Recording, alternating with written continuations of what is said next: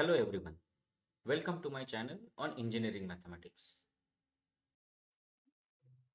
In this video, we are going to see examples based on direct formulas and linearity property of Laplace transform to find inverse Laplace transform of the given function. In my previous video, I have already discussed how to find inverse Laplace transform of the given function. To refer that video, please find the link in the description box. So let us proceed with first example of this video. Here I asked to find L inverse of 3 upon s square plus 3 square. To find L inverse of 3 upon s square plus 3 square, I will suggest you to think whose Laplace transform is this function 3 upon s square plus 3 square. If you don't remember, recall Laplace of sine at, which is a upon s square plus a square. Clearly, L inverse of a upon s square plus a square is sine at. Now you see that this function is exactly similar to this function if a is equal to 3. Therefore, L inverse of this function is sine 3t. Now let me increase the difficulty level in example number 2 by removing this 3 from the numerator of this function. Here in this example, I ask you to find L inverse of 1 upon s square plus 3 square. Now it is clearly seen that since this 3 is not there in the numerator, L inverse of this function cannot be directly written as sine 3t.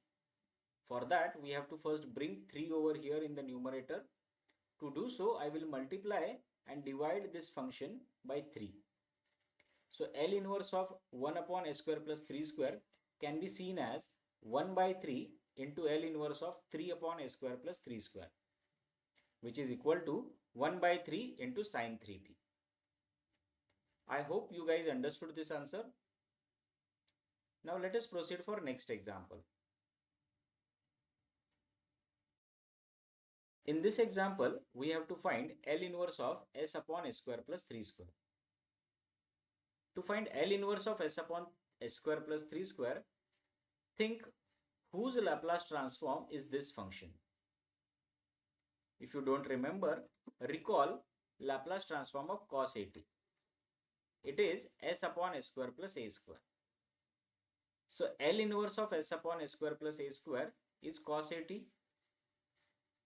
It is clearly seen that this function is exactly similar to this function if a is equal to 3. Therefore, L inverse of s upon s square plus 3 square is cos 3t. Now try to solve this fourth example. Here we have to find L inverse of 1 upon s square plus 4 square. If you compare this function with this one, you will see that s is missing over here. If there was s, we would have written L inverse of s upon s square plus 4 square as cos 4t.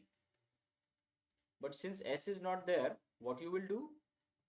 Can you bring s over here by simply multiplying and dividing by s? The answer is no. Because if you do so, you cannot take out 1 by s and simply find out L inverse of s upon s square plus 4 square, the way we did in the previous second example. So what you can do? You can use that technique only with the constants. Because L inverse is linear operator and constant can be taken out while operating this L inverse on the function. So to find out L inverse of 1 upon s square plus 4 square, you have to multiply and divide this function by 4. So L inverse of 1 upon s square plus 4 square can be seen as 1 by 4 into L inverse of 1 upon s square plus 4 square, which is sine 4t. Therefore, final answer is 1 by 4 sine 4t. I hope you guys understood this answer. Now let us proceed for next example.